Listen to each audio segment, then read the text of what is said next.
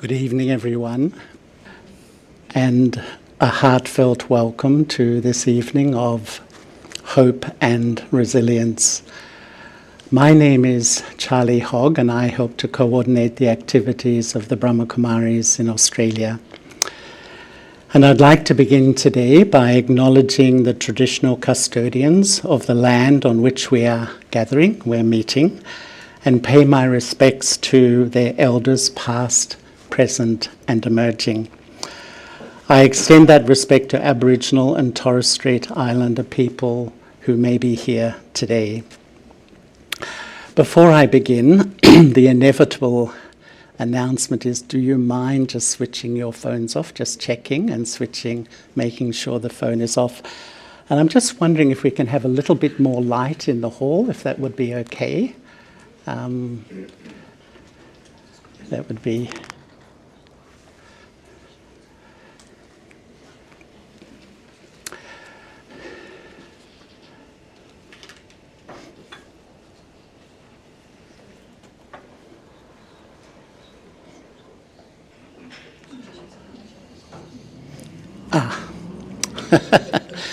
Let there be light.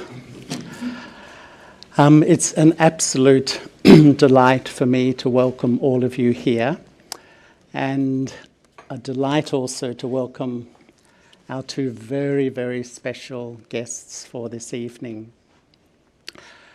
Sister Jayanti, who is the additional administrative head of the Brahma Kumaris, whom I think I have known for nearly 50 years, and also the Honourable Justice Michael Kirby. We were discussing beforehand how long we've known each other. I think I've known Michael for nearly 40 years. So a very, very warm welcome to both of you. And tonight we're going to be treated to listening to them and a conversation really about, I think, two values or two principles that are really essential in this world at the moment, managing life at the moment. And I was remembering, I was in South Africa in 1994. I arrived in that country 4 days after Nelson Mandela became the president. And the whole country was having a party, all the racial groups actually. But I heard an interview with Nelson Mandela, and the journalist asked him, how did you survive 27 years of incarceration? When his mother died, they wouldn't allow him to go to the funeral. When his son was killed in an accident, the same thing, not allowed to go to the funeral. He had to do hard labor. As you know, he was, in solitary confinement. And his answer, hope. And he said, hope is a powerful weapon when all else is lost. Hope is a powerful weapon when all else is lost. We're living in a world where many of us are losing hope. And so we're going to hear from our speakers about this. But I was also remembering recently I was reading something about Charles Darwin. And as you know, he wrote a book which really changed the world at that time, The Origin of Species. And the heart of that book, the message was really adapt or die. And he really researched for his whole life change and this times of change and how we respond to change. And we're going through extraordinary change at the moment. And his research showed that these times of massive change, it's not the strongest who survive, and it's not the most intelligent. It's those who adapt to change. Perhaps we could call that a form of resilience. And so what we're going to do tonight, Michael is going to share his thoughts with us. And then Sister Jayanti will also share and lead us in some meditation. Then I'm going to ask them both a few questions, and then it's your chance to ask them questions. There'll be a microphone coming around. But I am just going to begin by introducing Michael. And I think everyone in this room, is there anyone who doesn't know Michael? I can't see a hand, Michael. Michael is such an extraordinary human being.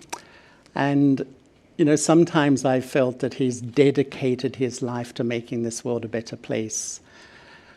And I could tell you so many things he has done. I think many of you know how he's contributed in this country and all over the planet for 60 plus years. But actually I wanted to talk more about the person, because in all the years I've known Michael, when I reflect on his life, I really feel that he's been an ambassador of human values. Fundamentally, his work has been based on, I would say, human rights, justice, respect for the other, and even, I would say, a heart that is incredibly kind and compassionate. He's a person of enormous integrity, and this is why really I think in this country and beyond this country, he's greatly loved and respected, really greatly loved and respected. And he's so generous. He's so busy always, and yet he always gives his time. And so Michael, a really heartfelt thanks to you. You're much appreciated, your presence here tonight. And we'd just love to hear your thoughts on this topic. Thank you very much, Charlie, and my respects to Sister Jayanti and to everyone in the audience, and my respects also to the indigenous people of our country, Australia, who have suffered many injustices, quite a few of them occasioned by the law. And it is therefore appropriate that at the outset of all sessions in Australia now, we pay respect to the First Nations people. And respect is important, and hope is important, and resilience is important, but we have to make changes so that hope will have a chance and resilience will be repaid and our world will be a better place.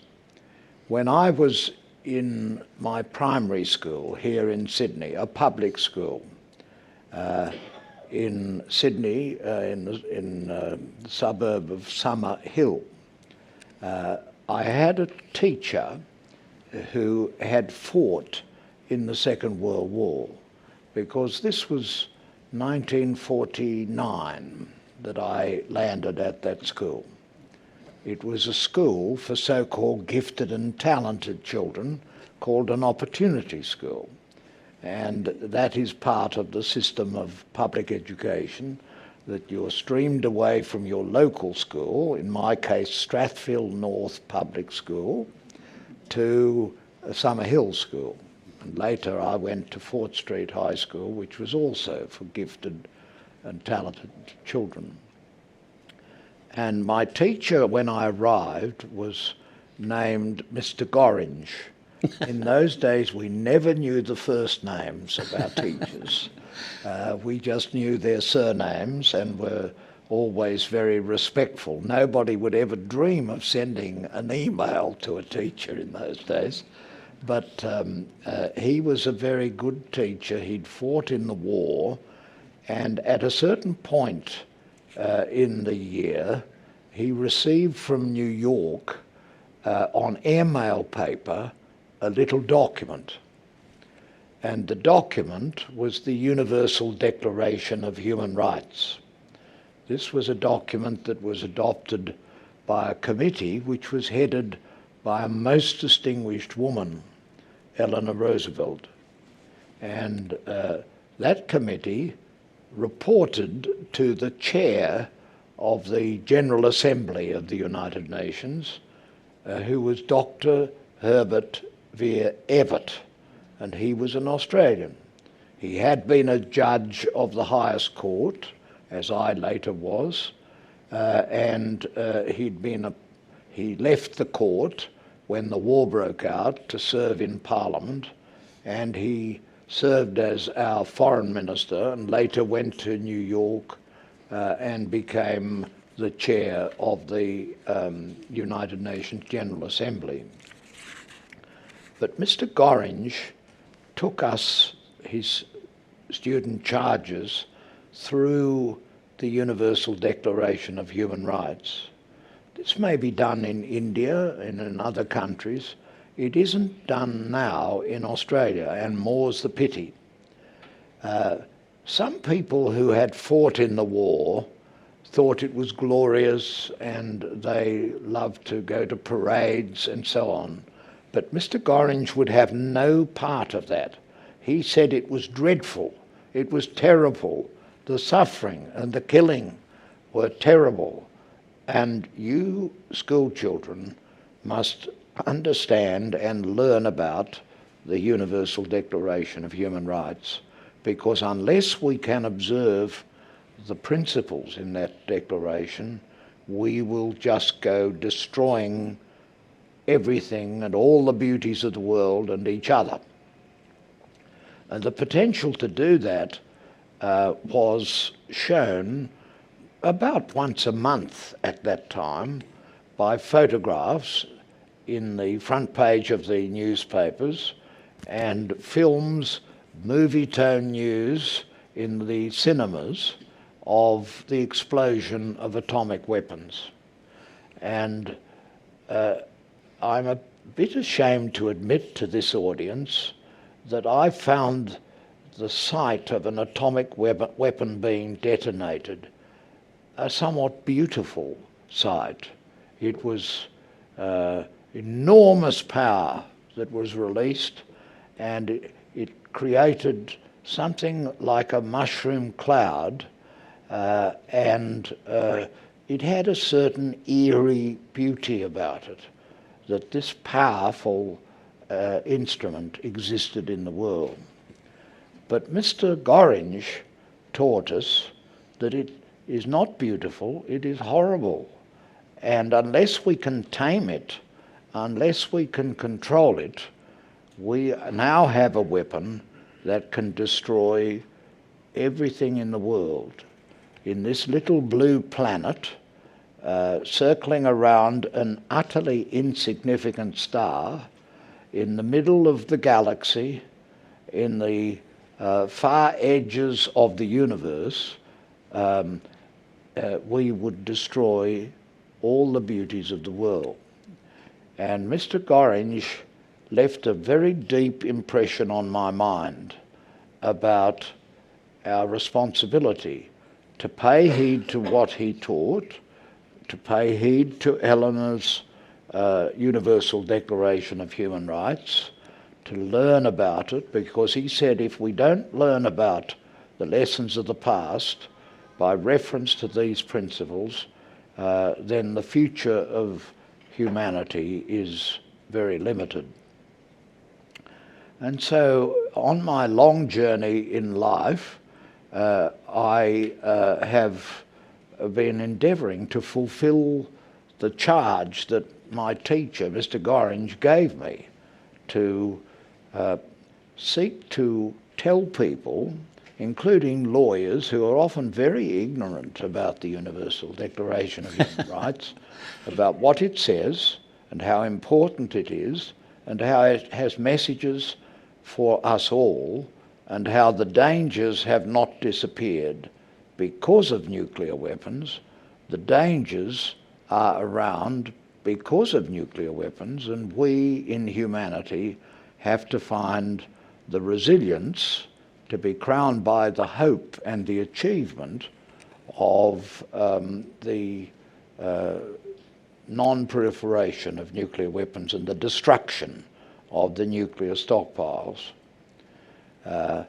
And Mahatma Gandhi teaches us that we have to be the change that we hope to have in the world, and we have in our lives to fulfill whatever we can to secure the attainment of peace, respect for one another, respect for the human rights of other people, and I would add, respect for the rights of animals and for the welfare of animals, who many people just chop up and and eat their body parts and don't think much about it.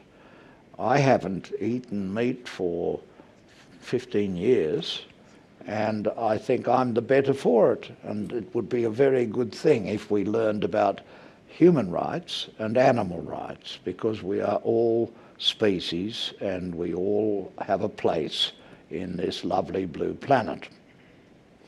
So, if we think about the topics for this discussion of hope and resilience, like a true lawyer, when I came in, I thought it should be resilience first, because unless you're resilient, you're going to end up being hopeless and terrible things are going to happen, and your chance at coming at peace and justice and equality may be quite limited, as in the case of Nelson Mandela. His life depended very much on his strong sense of hope and his sense of resilience, working together. But it wasn't only Mandela, of course, it was other leaders, including Dr. Evatt, who was our foreign minister, who played a very important part in securing the Universal Declaration of Human Rights. I've begun with this little story because this year, 2023, is the 75th anniversary of the signature of the Universal Declaration of Human Rights. And it's therefore something which I believe we're going to hear a lot about, I hope so, in the next few months leading up to the 10th of December, which is the day when the Universal Declaration was adopted by vote of the General Assembly of the United Nations. It was one of the most important things that the General Assembly did in its third year. It was established in 1945, and the Universal Declaration was adopted in December of 1948. And Mr. Gorringe gave me a copy on airmail paper, which is something very unusual for a young schoolboy at that time, that had been sent from Lake Success, which was where the United Nations was in 1948, to Sydney, Australia, and to my little classroom in Summerhill. I think in Australia, unlike India and many countries, we don't have a Charter of Rights in our constitution. It was thought that Parliament would always fix up any problems and we could leave it to Parliament. Unfortunately, my experience as chairman of the Australian Law Reform Commission taught me that Parliament doesn't always fix up all the problems, and we need guiding principles for Parliament and also for each other and for the political parties and for the system of government and for the judiciary. So these are some thoughts that are important to me, but I come back to that mushroom cloud with its eerie beauty and impression that it left on my mind. In the last few years, a new treaty has been proposed. It's called popularly the Ban Treaty. And the Ban Treaty is designed to ban the possession, use, and threat of use of nuclear weapons. And actually, the idea for the Ban Treaty was formulated in Melbourne, Australia. Sister, I have to tell you, they're very unusual people in Melbourne. They tend to take issues very seriously, and a lot of issues in Australia and in our politics have really started off in Victoria and in Melbourne. But a group of citizens got together and thought, what can we do about this terrible weapon? What can we do? And they decided that they would formulate a treaty. and it's called the ICANN Treaty, and that's a play on words and on the acronym. I can do something about this, and it's the International Committee Against Nuclear Weapons, ICANN. And so this little group in Melbourne, an insignificant city in the world's terms and an insignificant group in Melbourne, got together and they formulated this. They didn't get much support from politicians in Australia. They didn't get much support internationally, but they never gave up. They had hope and they had resilience.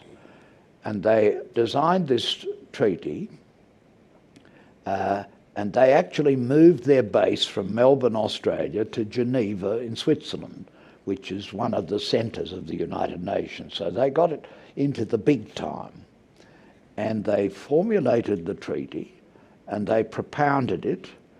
The Australian government said, we cannot sign it because we are protected under the umbrella of the United States nuclear weapons, and therefore we are ourselves dependent upon the threat of use of nuclear weapons. So we can't possibly sign this. And many people would have given up, but ICANN did not, and it kept pressurising, negotiating, speaking about this, and ultimately, I think it was in 2017, they won the Nobel Prize for Peace.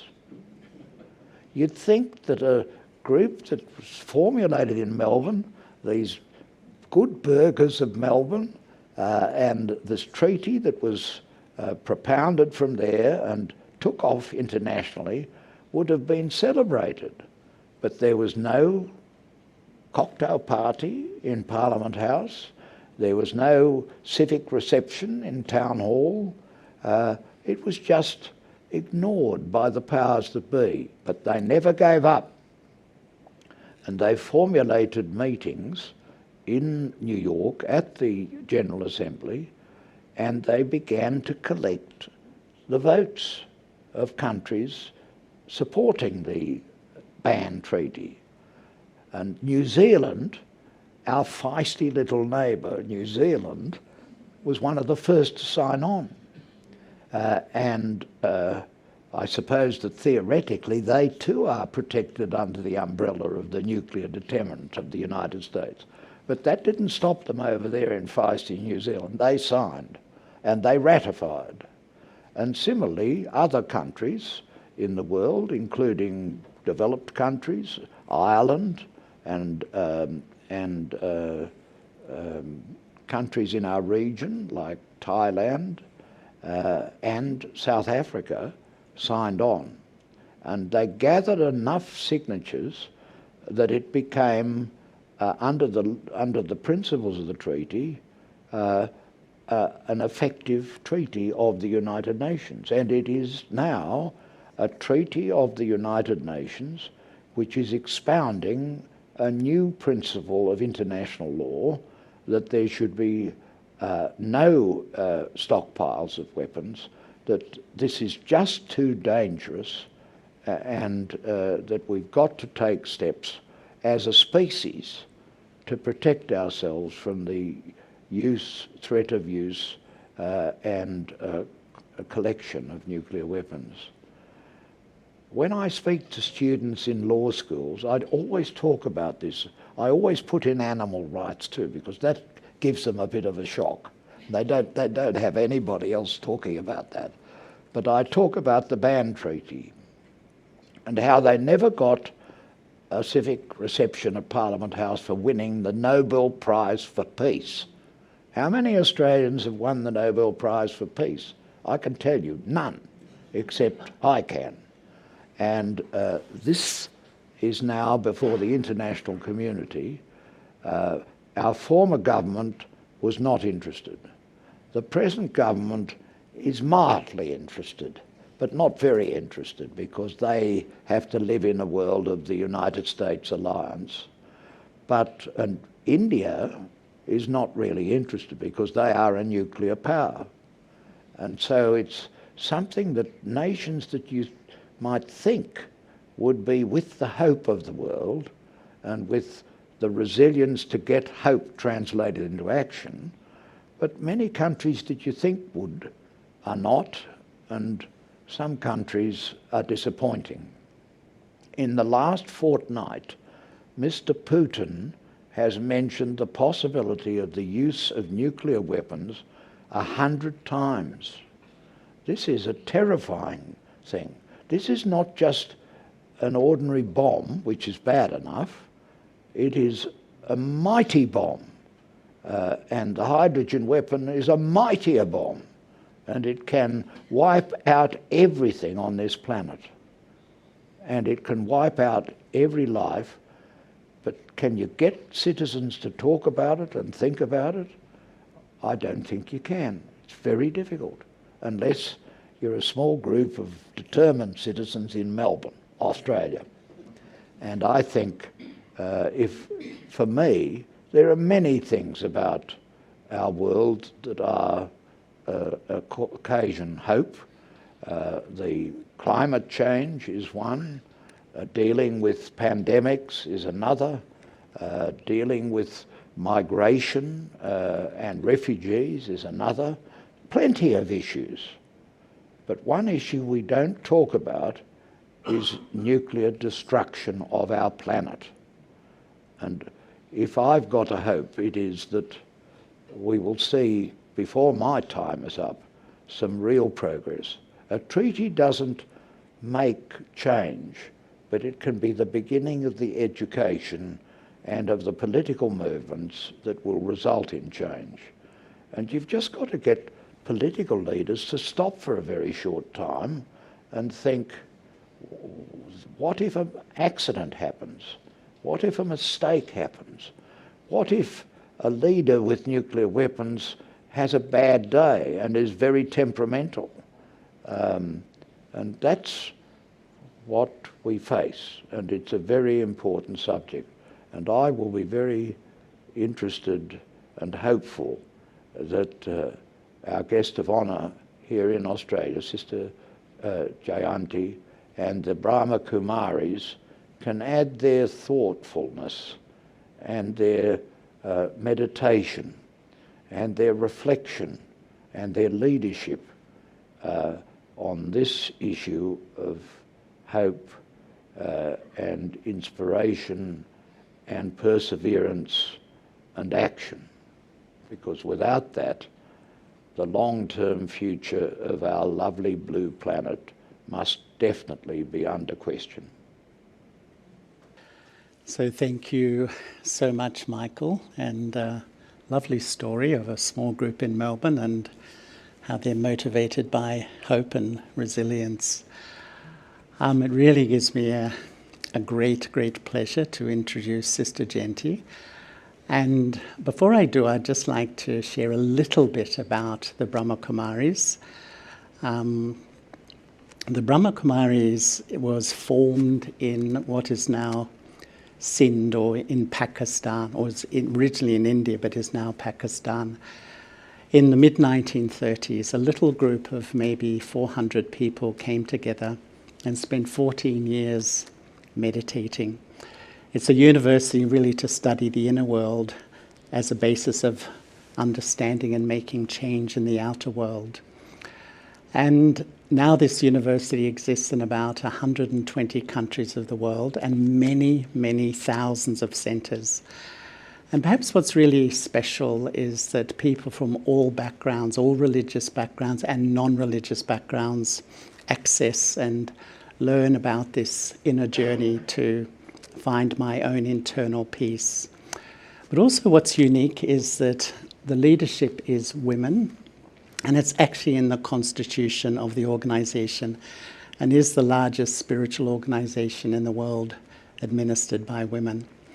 And now Sister Jayanti, as I said earlier, is the additional administrative head. And she has been with the organisation since a teenager. And I would say that she's like an ambassador of peace and love in the world, if I could say. She crisscrosses the world meeting leaders, political leaders, religious leaders, business leaders, sometimes speaking to thousands of people, sometimes one person. But I think the same message always that, if you know yourself, you can find true peace. And if you can know and have a relationship with the divine, you can find and experience true love. And not only giving the message, but is a wonderful example of the message herself. So we're delighted to have her in Australia. We were amazed it's been 10 years since she has been here. And she's been in Melbourne, she's been in Canberra, and now in Sydney. So please give a very, very warm welcome to Sister Jayanti. And she will share with us and then lead us in meditation. Thank you. Firstly, I want to thank Michael for giving us such a global view of where we stand in the world now and why hope and resilience are so important at this moment. So thank you for sharing that. And thank you, Charlie, for your kind introduction. Michael said, does resilience come first, or does hope come first, or do both things go together? And for me, I started my journey with a vision that the founder shared, and that brought huge hope. This was at the end of the 60s when, on the one side, when Kennedy was assassinated, I really felt that the world had lost a hero. And on the other side, it was a time when London was the focus of the world for music, fashion, and so many interesting things were happening there. But it was also the time that the Students' Revolution started, just a little while later. And so many different energies were present. And when I came to study the teachings of the Brahma Kumaris, I'd been connected with them since childhood, but had never really listened. And listening to them, it made me realize that it was possible to have a better world. And in my first visit to India, after having come abroad as a child and living in London, I'd seen the stark poverty in India, and that had really shocked me. And my thought at that time had been that we have to do something to be able to change the situation. So my thought at that time had been, what is it that we can do to create a better world and make it possible? And when I heard of the vision of Brahma Baba, and I understood that spiritual education would be the way to be able to accomplish that and make that a reality, within weeks of studying these teachings, I decided that this is what I wanted to do. I wanted to share that vision of hope. And what Brahma Baba was saying was very, very simple. He was saying that the essence of every human being is of goodness, that there is beauty and truth and love and peace and happiness in every human being. And it was up to us to be able to change whatever was negative today and emerge that which is there latent within the spirit, within the soul, and to allow that to manifest as a reality in the world. And so his explanation was a very simple one, that there is that goodness, but because we've got caught up in the external form and we just think about the body, the human, we don't spend time thinking about the being that's within, and definitely we don't connect with that being. The consequence has been the situation that we see today, a state of chaos, uncertainty, the destruction of the planet, not by nuclear weapons, but by human beings and their violence against nature. So all of this can change if there can be a spiritual understanding. And as a consequence of the spiritual understanding, our behavior would change and we could together create a better world. And of course, since understanding those things, what I've seen is that the negative forces since I started this in 1968. And so since then, I've actually seen the negative forces have become stronger and stronger. But at the same time, there seems to be an energy that's an ascending energy. And I'm thinking about how young people today, I know there's always the dark side and the bright side, but if I think about the bright side of young people, they're passionate about the environment, they're more and more interested in changing their lifestyle to one that can be of service to others. They're very interested in plant-based diet rather than anything else. So I think that offers a huge hope for the future. But also, again, with technology, so much that can be said on a negative side and the impact on human minds. But yet, on the other side, the communication that we have is amazing. Really just press a few buttons and there's a possibility of a free call, not even just a call, but a free call to India or the USA. And so a concept that used to be talked about earlier on, maybe in the 80s and 90s, and I don't hear that term anymore. We used to talk about a global village. But the communication systems that have been created since then truly have created us and made us part of that one village. And yet within that one village there's so many, many divisions. And spiritual understanding makes me realize that, in fact, if we can come back to the awareness of the being that we are, the inner being, the spiritual being, then our vision of each other changes and we begin to see each other as one family, because the spirit is, in terms of appearance, is the same. A being of light. Our color of skin, our features, our professions, our position, our religion, everything can be different. But the being is just simply a being of radiant energy shining here in the center of the forehead. And if I see each one of you with that vision, then you're not strangers, you're not the other, but we're able to connect on a deep spiritual level, knowing that we are truly one species, we are one family. Genetics has also confirmed that. So it's wonderful how scientific research confirms the things that spirituality has talked about for millennia. But at least we're now at that point, and I have hope that science is further going to be able to give us, if not proof, because I don't think scientific instruments which are physical can give us proof of that which is non-physical. It's beyond their capacity. But I think what science is doing is allowing us to see more and more how that being that is within, when we have positive thoughts and feelings, and the whole subject of positive psychology has been very beautiful to see and watch that unfold. But when we look at all of this, and then they tell us that there's one method by which positive thoughts and feelings can definitely be increased and sustained. You know, if you have some chocolate, it can give you a boost for a short while. Carry on eating chocolate and you won't feel like having any more. But meditation, it'll give you a boost, and carry on meditating, and the soul is able to experience a higher and higher stage of consciousness, and as a result of that, we're able to achieve the things that we would like to see happen.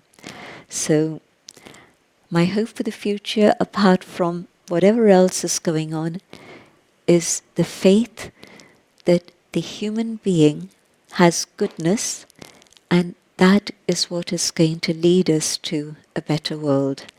And I see that more and more people are interested in meditation. Meditation's becoming acceptable, mainstream.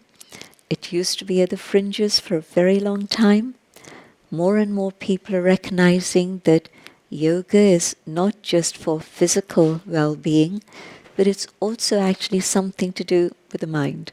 They might not know what further, but at least they know it's something to do with the mind, which is great.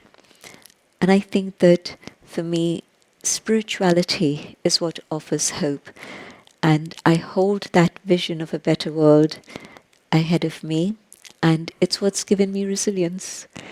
It's given me the courage to carry on with my own journey, even if there have been obstacles from outside.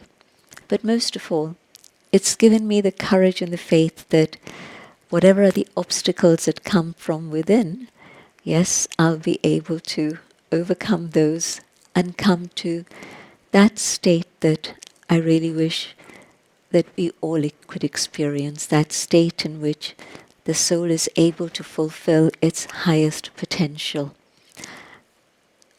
At this time in particular, I think it's so important to be able to have both of these two things, because I find that, especially after COVID, maybe many people were feeling a little bit helpless and hopeless pre-pandemic, but especially after that, we are seeing the impact that it had, lockdown, the impact that lockdown had on children especially, young people, but also adults. And I don't think we've been able to find a resolution for long COVID especially, but many of the traumatic impacts that COVID has given. And so hope that yes, we can be restored to a well-being that takes in mind and body and spirit, and that we can translate this into a better world for all. I see how this awareness of one family is so valuable and important. For example, if you sit in a boat and you see water coming in from one side of the boat, and I'm lucky enough to be sitting on this side of the boat, and if I realize that it's the same boat, I'm not going to say, well, let them get on with it, because the water's going to come slowly, maybe fast, and it'll be swirling around my ankles very shortly. But if at the moment when we see that the leakage has started and things are not as they should be, the water should be outside, not inside the boat. When I begin to see that, and I ask myself the question, what can we do about it? Not what can you do about it, but what can we do about it? And we begin to cooperate as a human family. I think that this is what is going to bring about a transformation that can create a better world. The resilience that comes from developing the inner capacity of the human spirit, so that I know that beyond whatever is happening today, there is something better that lies ahead. There is a future that we will all share. It'll be a future in which the goodness of humanity will again be expressed. And so I see that there are very positive signs of transformation also. And so tonight, I hope that everybody will leave here with that greater hope, because of the power of the human spirit and the goodness of the human spirit and the resilience that comes from that understanding and experience. It's possible to experience the power that the soul can receive from above, from the divine, by whatever name it is we choose.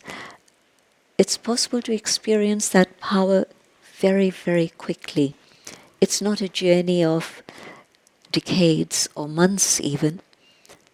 I was able to experience and connect with that power just within the space of days.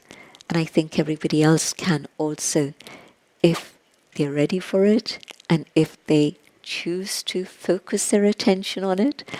And I don't even mean giving up everything and just coming into this, but even just a few minutes of your time each morning focusing on the goodness of the self and connecting with the divine, you're able to draw that spiritual power that can be translated as love, as joy, as truth, as peace, and each one of us can become instruments to allow these qualities to come into the world and connect us with every human being.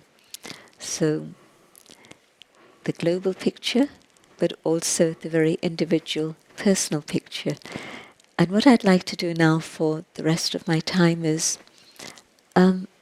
guide us into a meditation. And I know some of you are meditators, but I know also that there might be some who have never tried it.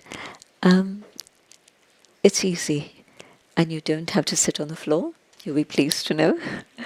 You don't have to change your posture at all. Just sit comfortably, but with both feet on the ground. That would make balance for the body and give your mind the possibility of moving beyond the body.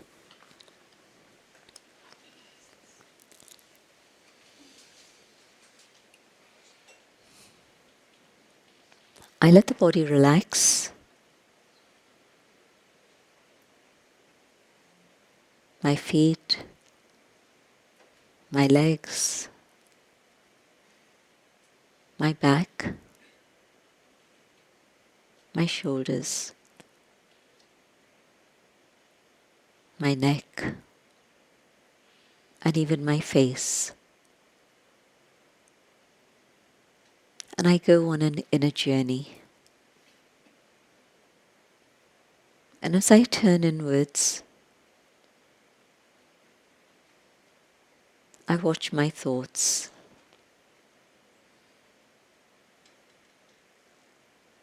My thoughts go in many directions. But now, for just a few minutes,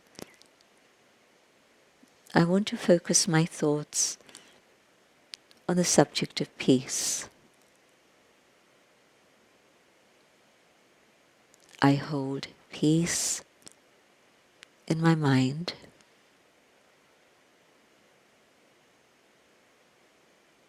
And in this awareness of peace, I can feel peace within myself. It feels familiar. It feels natural.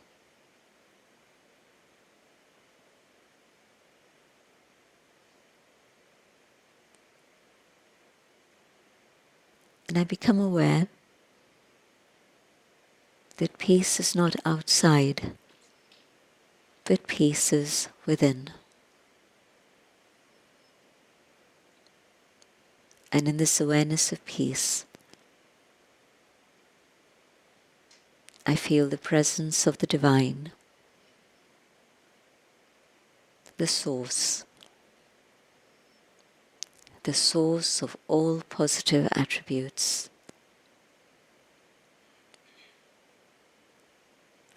And from that being,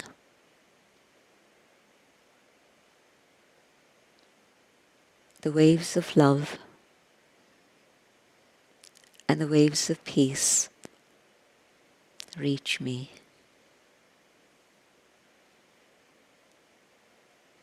I find myself surrounded by these waves.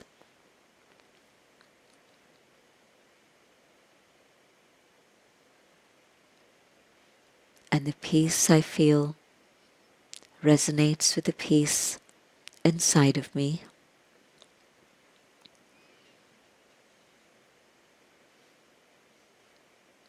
And the power of love ignites hope.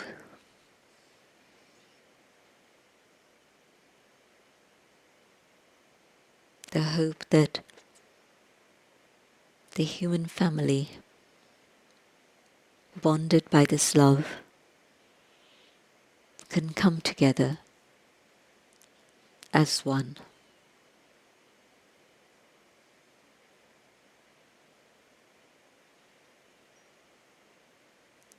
And the power of love extends not only to my human family, but also to all other species.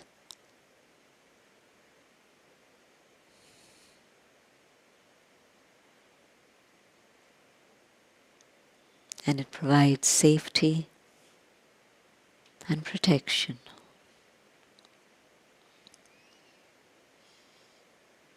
And the power of love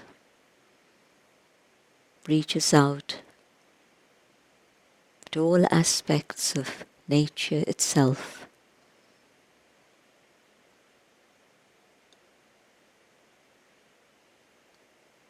And ameliorates the violence we have inflicted on nature with this pure divine love. Touches nature so that harmony may be restored once again.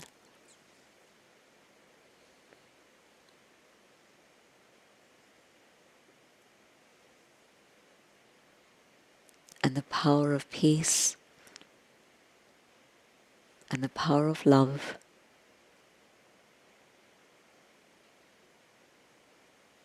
carry us to a new beginning,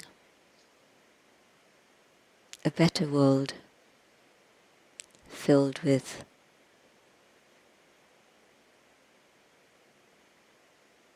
joy, love, justice, and peace.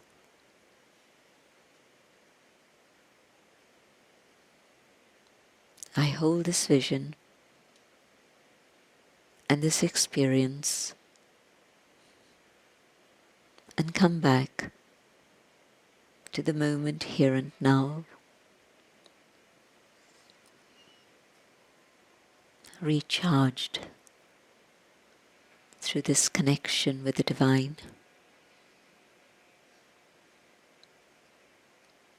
Aware of what I must do now.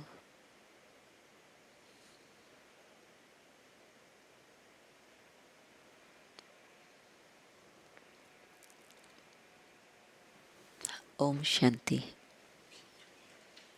Peace.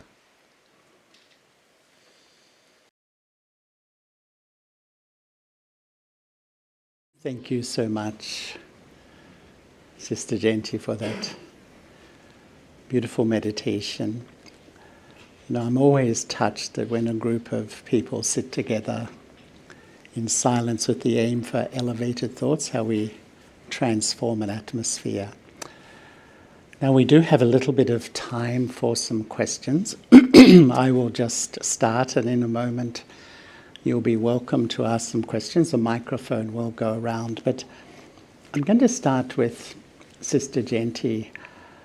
There seems to be a wave of hopelessness in our world. I would almost say an epidemic. And my observation in this country and when I've travelled abroad, it's not just about the state of the world and the environment. Sometimes it seems about the self, a real hopelessness.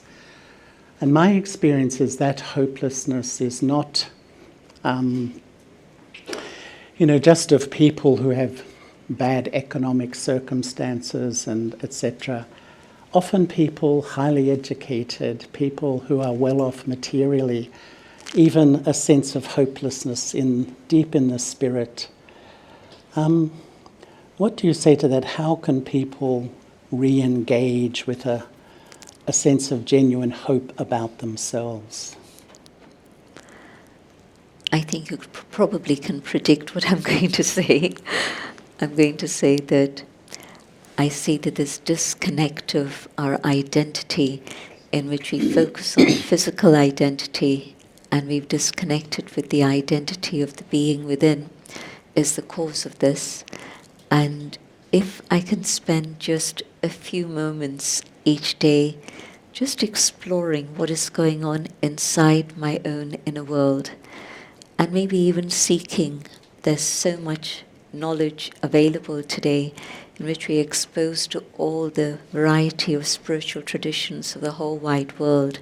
So whatever it is that I resonate with, if I can spend just a few minutes exploring these ideas of the spiritual dimension, I know that it definitely brings back hope for the self and also for the future of the world.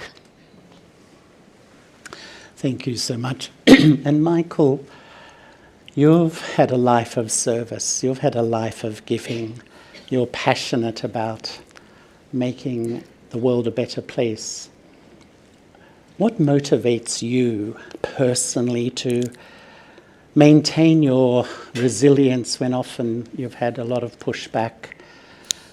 Is it your faith in your human family, as Sister Jayanti was talking about? What really keeps you going well into, your whole life? What's really motivated you? I think the answer to the question is a certain sense of love of one another, which is what all of the great religions teach, that we should love God and love one another. And that sounds a sort of grandiose claim, but it's an aspect of my upbringing in a loving family with loving parents and loving siblings, and with a lot of work colleagues who had similar views.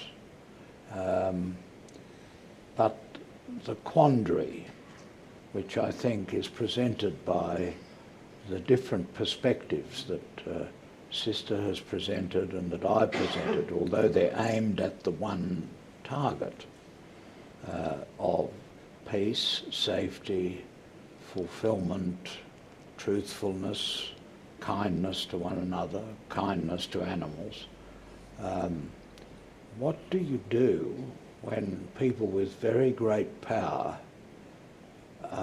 reject those journeys that would lead them in the right direction? And I'm not thinking only of Mr. Putin, but he does spring to mind, I must admit. But there were people before Mr. Putin, and no doubt there will be people after Mr. Putin.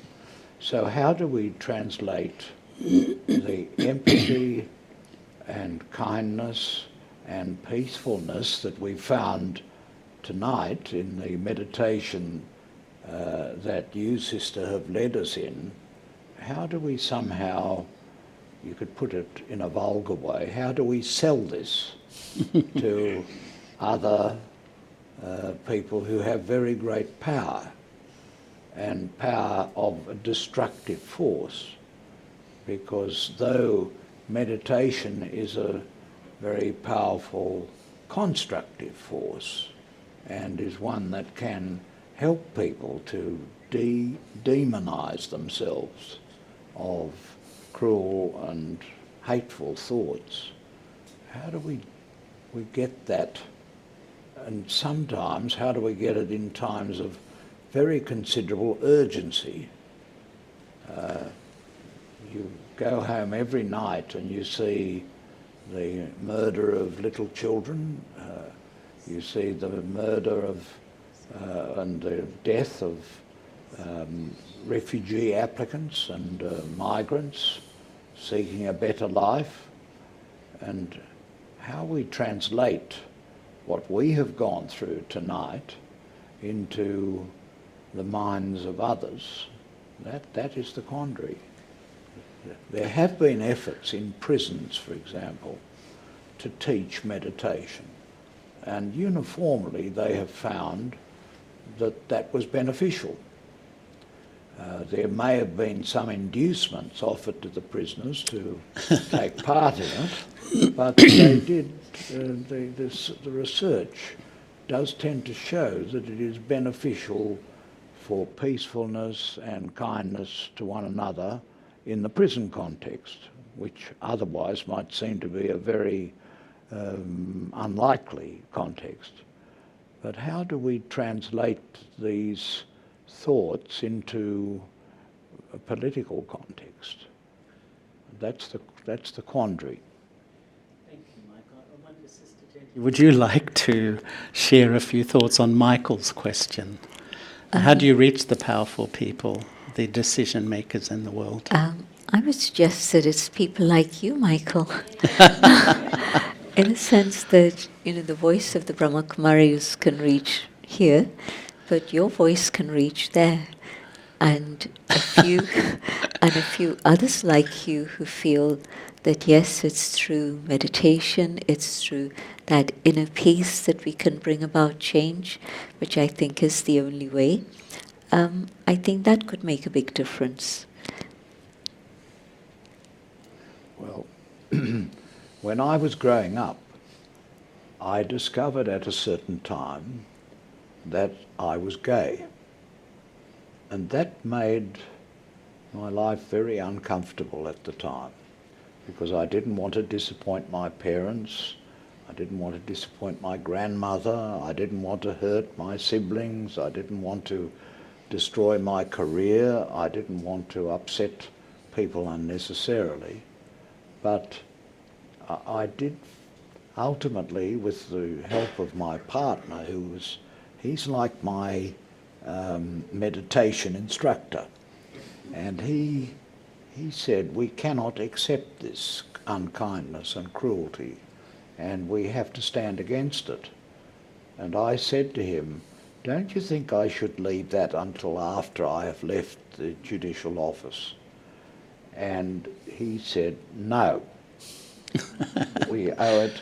I should put a footnote here. He is from the Netherlands. The people of the Netherlands are very direct.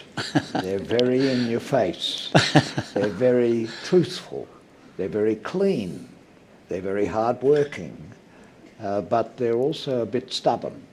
And he didn't want to go along with silence. So that was my little journey, but not everybody has a journey that makes them think about being here and why we are here and the danger of being here at the moment. And I think that's why we do need groups of citizens who think about how they can translate the lovely ideas of meditation, of peace, of kindness, of love for one another into an action program.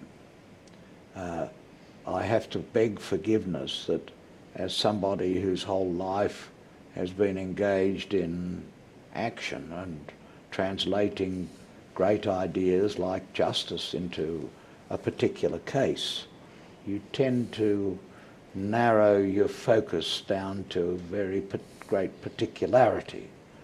But it can be done. Michael, should we set up a competition with Melbourne and have an I Can Meditate in Sydney to influence the whole world? Think it's possible? Well, you can join I Can. And there are many people here who support it. I went once to a session in Melbourne where one of the leaders who had led I Can came armed with his Nobel Prize medallion, and he handed it around in the group of citizens, and I said to him, never forget that Australia began as a place of convicts. You should be very careful. Keep your eye on your medallion. But there are people here who have similar motivations, and I may be wrong, but I think overwhelmingly human beings have loving admirations for others. They start with their family, then they get their classrooms, then they get their local community, and then they get their colleagues at work, and then they spread it more broadly. But spreading the message of love is a constant battle, but you have to fight it. As my partner Johan taught me, you can't just put it off. You can't put it off forever. You have to, in the here and now, we have to face up to the great dangers of climate change, of pandemics, of migration and refugees, and of nuclear weapons. And meditation will help us on the journey to that conviction, but it does need that leap to action, which is often the hardest to get, because the type of people who rise to the top are often motivated by other thoughts and other ambitions. I think if I believe in the power of goodness, which I do, and I know you do also, I believe that there has to be, maybe it's a minority now, but that minority can reach such a powerful state that they're able then to influence the majority, and in particular the leaders also. I'm thinking about how, when there was a question of can we ban smoking in public places, and people thought that there would be a lot of opposition against the idea, and there was, not just from people, but from, of course, the tobacco companies also. But it happened. And once it was made law, everybody just complied. And it's become now part of life. It's normal. We accept it. And so I think this whole subject of making sure that we deal with each other with peace and respect is something that, as the minority continues with their meditation and that energy multiplies, that power is going to enable others to change and understand that this is what has to happen.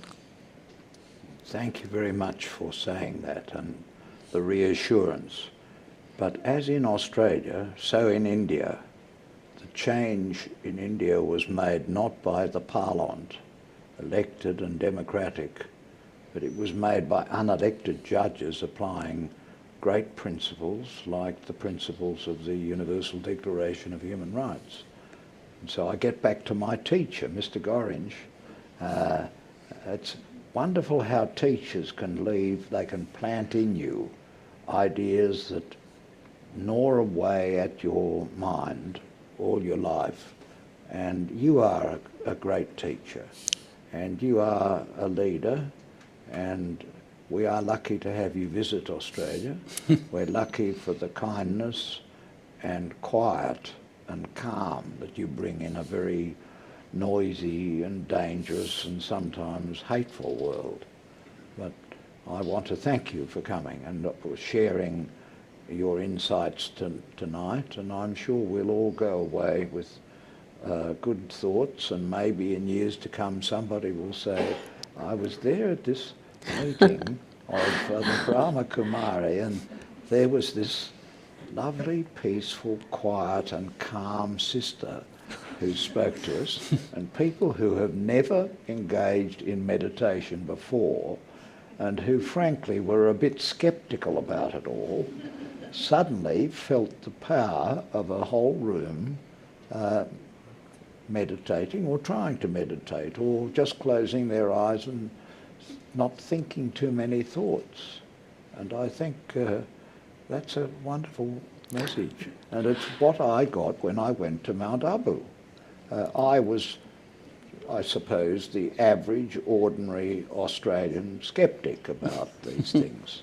But I was then in what seemed to me a very big hall. Sister has told me it was actually only a hall that has 2,000 people in it, whereas there's now a hall that houses 27,000 people. Can you imagine 27,000 people in the one space being led by somebody with calm voice and with kindness in their heart that comes through their voice, and helping people to put the noise of the world aside for a moment, put their mobile phones down, stop thinking about all the emails they have to answer. And that's a very good message. And for bringing that again to Australia, I say thank you. And I thank Charlie for his part, and Gabrielle and the other people who are here for their part in getting us just to stop in our busy lives and to think of eternal things. And that will reinforce the message of human rights. Because what are human rights? They're the common values we share just because we're humans.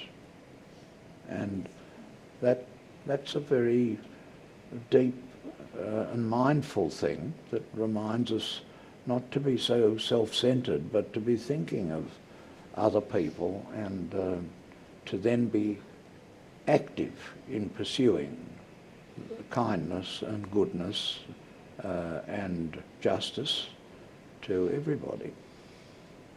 So I don't know what you think, maybe you're all already converts, but I think this has been a lovely and quiet evening in a crazy world, made a bit crazier by Steve Jobs' little invention. I thank Sister Jayanti for coming to Australia and sharing her wisdom and quiet calm with us. Thank you very much. Thank you for being with us and for supporting all this activity for peace. And yes, I think that inner peace has to lead to outside action, and it is. And this is why this gathering has happened. A lot of action went into making it happen. But it's to be able to share these ideas of peace. Can I ask both of you, would you have time for just a question each? Would that be okay, Michael? Yes. Possible? I've got to get home to my partner or I'll get into trouble. He warned me before. Another quality the people of the Netherlands have is punctuality. Is there anyone who would like to ask a question? Perhaps one for Sister Jayanti, one for Michael. There is a microphone. Would anyone like to ask something? Please put up your hand. Yes, Mary, right in the front.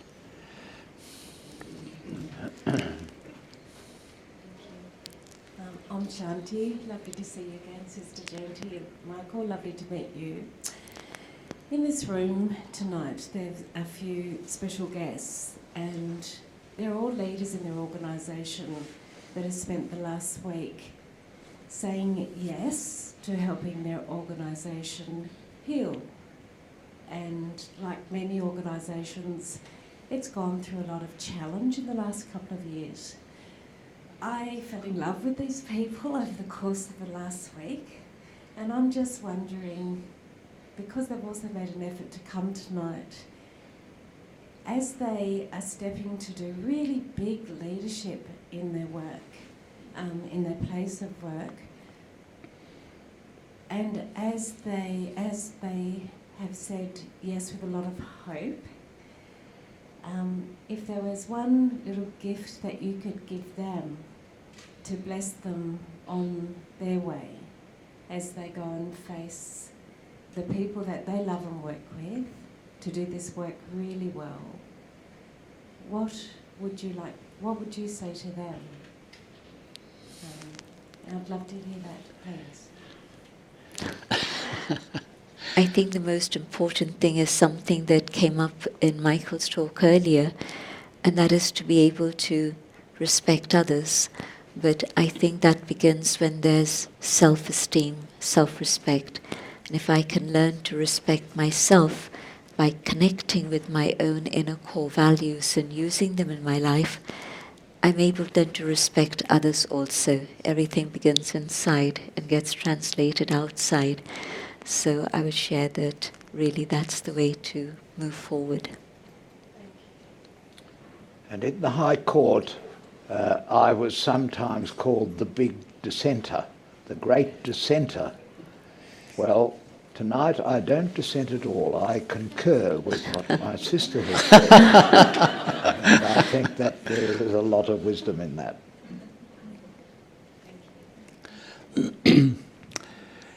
Time for one more quick question. Anyone who would like to ask something? Yes. I was listening to a podcast this morning about Elizabeth Anscombe, who was a philosopher at Oxford University, and in 1946 she spoke out quite strongly about Harry Truman getting an honorary degree from Oxford University, because she basically said that he was a murderer. He justified what he did by saying the war would be brought to a quick end. I think two things that are lacking, not only is it love, but I think Gandhi said love is for the brave. And I think people lack courage as well as love. I think it says in the Bible, for evil to take a foothold in the world, good people just have to sit back and do nothing. Well, he had to face a very practical problem, and that was that a lot of soldiers of the United States and allies were coming home in body bags, and he had to do something, as a politician would try to do, to stop that. There was one way he might have taken, and that was to go past all the islands. There was the island hopping solution, and that's what they were going to do, just go to all the islands on the way to Japan and hope to convince the Japanese to surrender. But instead he used the nuclear weapons in two great cities of Japan, and people's suffering was so terrible that it shocked humanity, and it forced us for a time to realise that we had to put this under control. And the problem with recent years is that a number of countries which don't have that motivation, I'm thinking, for example, of North Korea, in respect of which I led an inquiry for the United Nations, and I don't think they're motivated by love or meditation or kindness. They're motivated essentially by the preservation of the power of the family that has ruled the country for 70 years. So that was the problem, and I don't think Australians thought much about it, and I think most Australians thought, well, that had to be done to end the war, and Harry Truman deserved an honorary degree, and he deserved more. He deserved the praise and love of people, because it stopped that particular war. But we still have wars, and we have horrible wars, and they've become much more visible, and we as citizens can't just say, well, we never knew, we don't know, because we see it on the television every night.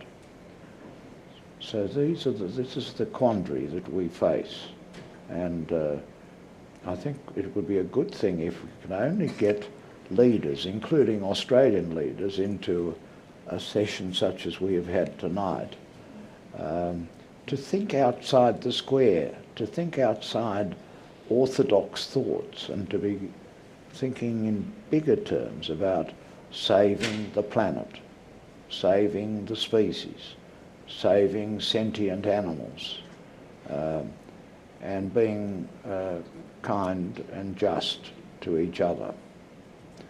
So I ultimately come back to the same thing the Sister has said, and I think there is much wisdom in what she said and what the Brahma Kumaris do.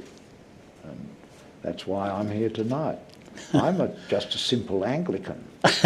I went to the Anglican church just around the corner of St James for the installation of their 17th priest since 1812. So they're Sydney's oldest church, and they had a new priest, and he gave a message of inclusiveness, which isn't always the case in churches, and specifically it's not always the case with the Anglican Church in Sydney. But he came with that message of inclusion, and that is the message to love one another, which is I may be wrong, but what I always took to be the fundamental message of Christianity and of Islam and of Buddhism and of Judaism, of Sikhism, the Jainism, and all the religions of the world. Love one another and do unto others as you would that they would do unto you in the like circumstances. They're pretty good principles. And when our leaders stray from the path of those principles, as I think on the ban treaty, then it is for citizens to speak up and say, you should stop, you should think deeply and mindfully, and you should do what you can to make the world a safer and a kinder place. The interesting thing about meditation is that it allows you not only to experience a lot of love, but also a huge amount of courage. And with that power, you're able to stand up for principles. And through that support of principles, things actually can begin to change, I believe. Well, thank you so much, both of you. I think it was a very loving atmosphere, wasn't it? And as they've both been speaking. So let's show our appreciation for their time and their wisdom.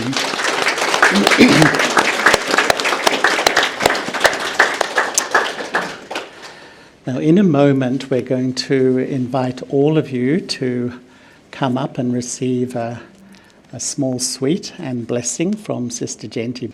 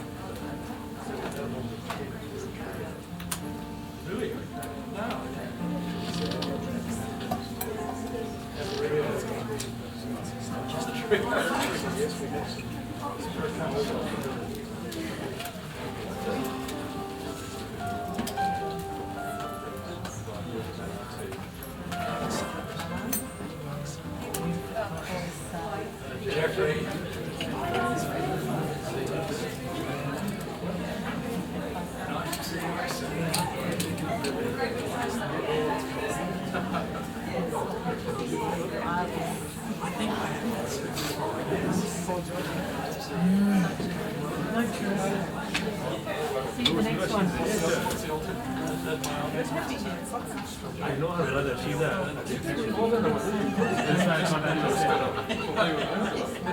Not tomorrow. Wilton. Yes, Saturday. So know her by face. I know, but yeah, on your time.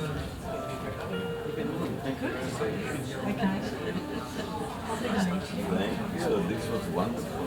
And I like the way you put the lights on and off. Thank you, guys. How you come with gusto now?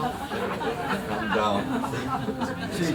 See you, Tom. Great to see you. Lovely to meet you too. Rohini, I'll call you. And we'll have a coffee and we'll see you soon. Wonderful, you're welcome. Very excited to see you. Warm it up, you know, like you did here. Oh, okay. Thank you. My pleasure. Thank you very much. Come again tonight. Thank you.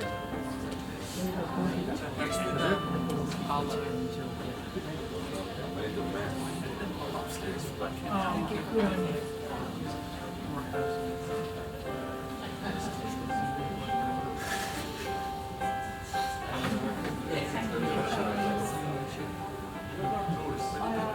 You are. How are you? I was trying to figure out who looks like me. That's why I was.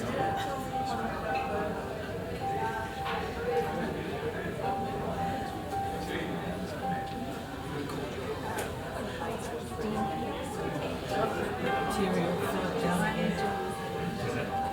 On this side, yeah. But it's only, I think it's only just fallen down. So I just noticed it before.